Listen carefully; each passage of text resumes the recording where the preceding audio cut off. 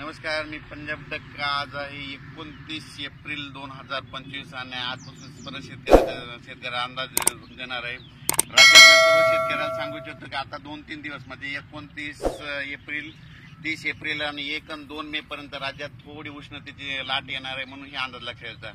44-45 अंशापर्यंत राज्यातला पारा जाणार आहे म्हणून हे अंदाज लक्षात घ्यायचा. पण राज्यातल्या सर्व शेतकऱ्याचा कांदा काढणे चालू आहे म्हणून त्यांना सांगू इच्छितो, तुम्ही काय करा, मेच्या पहिल्या आठवड्यात अवकाळी पाऊस येणार आहे. म्हणजे सर्वदूर नाही पडणार, तुरळक ठिकाणी पडणार आहे. म्हणून तुम्ही काय करा, तुम्ही तुमच्या कांद्याची काळजी घ्या, कारण की मेच्या पहिल्या आठवड्यात राज्यामध्ये अवकाळी पावसाचं संकट असणार आहे म्हणून हे अंदाज लक्षात घ्या. काय झालं की राज्यात सांगायचं झालं तर मेच्या पहिल्या आठवड्यात काय होणार आहे, गुजरात, इकडे मध्य प्रदेश, इकडे छत्तीसगड, इकडे कर्नाटक, तेलंगणा आणि इकडं आंध्र प्रदेश या भागामध्ये मेच्या पहिल्या आठवड्यात पाऊस पडणार आहे. त्याच्यामुळे आपल्या महाराष्ट्रामध्ये सीमालगत म्हणजे गुजरातच्या बाजूला उत्तर महाराष्ट्रात नंदुरबार, धुळे त्यामध्ये मेच्या पहिल्या आठवड्यात तिकडे तुरळक अवकाळी पावसाची शक्यता आहे, वारं पाऊस असणार म्हणून त्यांनी लक्षात घ्यायचं.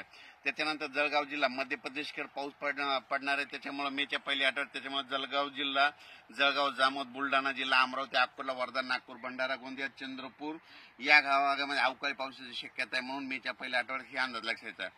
त्याच्यानंतर तेलंगणात देखील अवकाळी पाऊस पडणार आहे मेच्या पहिल्या आठवड्यात. त्याच्यामुळे तेलंगणाच्या सीमालगत नांदेड, धर्माबाद, त्याच्यानंतर नायगाव, नरसी या भागामध्ये, त्याच्यानंतर देगलूर, सगरोळे या भागामध्ये अवकाळी पावसाची शक्यता आहे म्हणून त्यांनी देखील लक्षात घ्यायचं. त्याच्यानंतर कर्नाटक भागामध्ये अवकाळी पाऊस असल्यामुळे त्याच्यामुळे सातारा, सांगली, सोलापूर, धाराशिव, त्याच्यानंतर लातूर जिल्हा, परभणी जिल्हा, बीड जिल्हा, हिंगोली जिल्हा या भागामध्ये अवकाळीचं म्हणजे संकट असणार आहे म्हणून हे लक्षात घ्यायचं.